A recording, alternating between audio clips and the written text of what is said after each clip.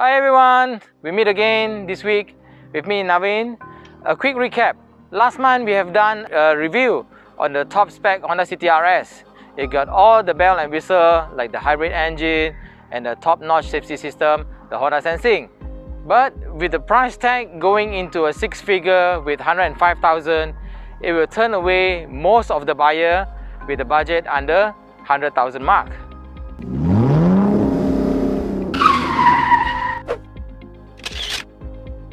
Do take note that Honda Malaysia just launched a new variant for the Honda City.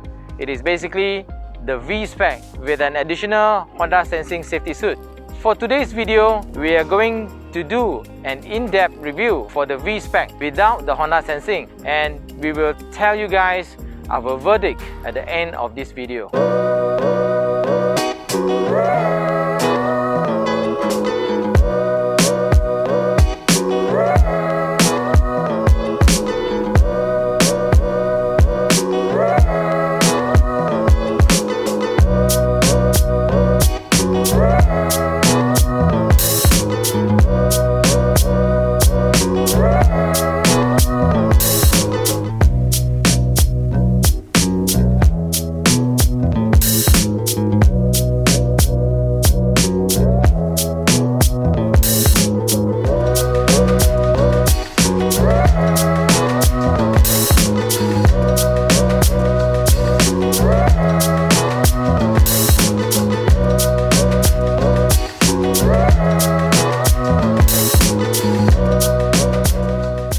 Traditionally, the City V has been the range-topping model before the City RS is born, and after the City V with the Honda Sensing has been added to the lineup, it is now smack in the middle of the available variant. Without SST, the City V is priced at 86,561, making it 20,000 cheaper than the RS version and 3,000 cheaper than its counterpart with the Honda Sensing. If you compare the price with the other B segment market, the City V is the cheapest here. Put aside the Proton Persona as the one, it is priced at 55,000 for the highest spec. Toyota Vios G has always been the City V direct competitor. It's priced at 87,000, while the Nissan Almera VLT is priced at 91,000. The City V is equipped with a 1.5 litre iVTEC engine with a power output of 120 horsepower with 145 Nm of torque.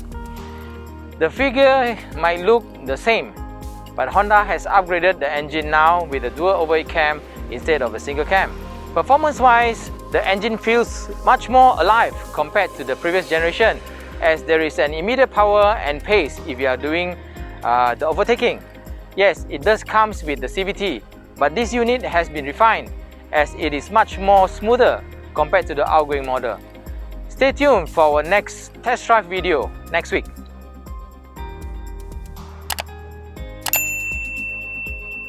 On the outside, Honda Malaysia has put some of the premium features for this generation, starting off with the full LED headlights. Even the turn signal is LED too. The look is quite a subjective thing to discuss.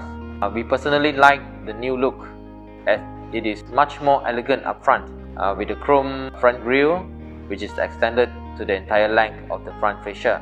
The fog light is also in LED, surrounded by a sporty looking garnish, and towards the bottom is the front lip finished in body color that completes the elegant and sporty look of the car. Do note that our test drive unit here is fitted with the Modulo package, which consists of front underspoiler, side underspoiler, rear underspoiler and the trunk spoiler. This package is priced at 4,473 ringgit with the SST exemption. On the side, the City V features the chrome door handle with the keyless entry system. The shoulder line is extended towards the whole length of the car. The wheels, on the other hand, are similar to the one on the City RS minus the black trim finish. The tyre that Honda Malaysia provides is from Continental UC6 with 185/55 and R16 size. Honda City V is also equipped with the Honda Lane Watch camera located on the left side of the side mirror. This is to help driver to see what is happening on the blind spot. The Honda Lane Watch is activated when the left turn signal is turned on or by pressing the button on the turn signal stop. Some people might not like the look of the front, but they'll agree with most of us about the rear sight. The LED combination taillights are the main attraction here. Some might say it is similar to the one on the G20 3 Series, but hey, if it does give a good view, why not? And lastly, the shark fin antenna is fitted as standard across the whole variant.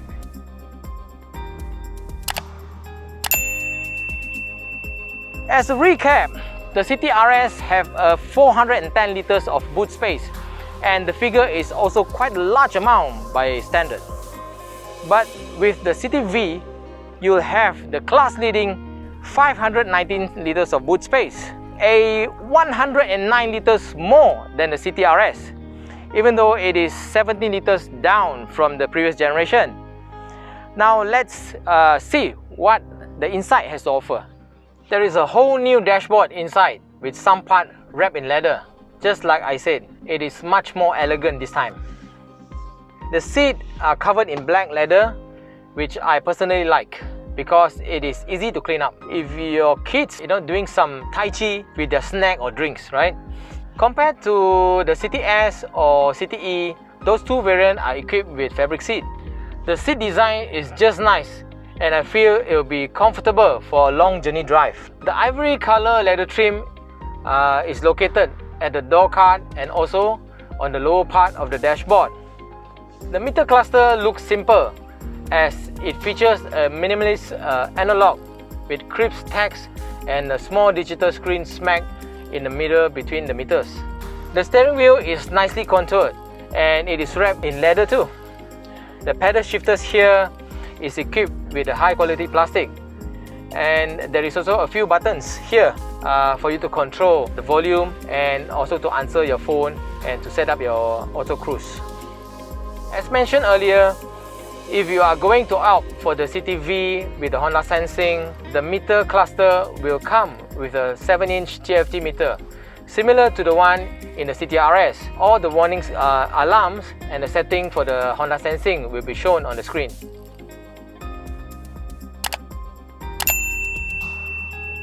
The Honda CTV is equipped with an 8-inch display audio that comes with Apple CarPlay and Android Auto connectivity.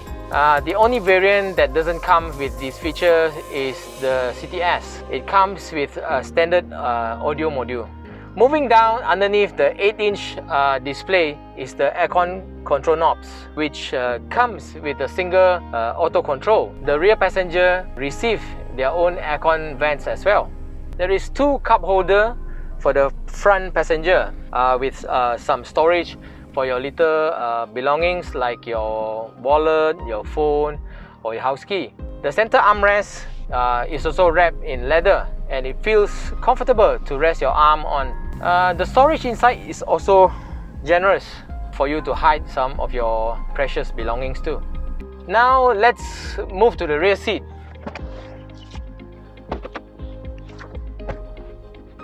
The seat is covered with the same leather as the front seat. I have around 2 knuckles of legroom, and with the driver's seat is set at my driving position, and around 1 knuckle of headroom. As I mentioned earlier, the rear passenger do have their own aircon vents, but have to make do without the temperature or blower control. The center armrest is also equipped with 2 cup holders. And before I forgot, there is also 2 12-volt power socket right here for you to charge your device, so there is no need for the rear passenger to fight for the charging port anymore. There you go, the in-depth review for the Honda CTV. As a reminder, Honda Malaysia just launched the new CTV that is equipped with Honda Sensing safety suit. To know how the Honda Sensing works or whether you really need the extra features, please click at the link above here. Basically, the CTV that we review today is equipped with the same material as the one with Honda Sensing, just minus, well, you know it already, the Honda Sensing. And as always, if you would like to get the Honda and want to test drive the Honda CTV or the Honda CTRS and want to know more about Honda Sensing, you can contact me at this number below. For your information, My service is available for the whole Peninsula Malaysia. And don't forget to tune in for our next week's episode for the CTV test drive experience. I'm Naveen signing off for this week. The Honda Guys. We are all about Hondas. See you again. Bye bye.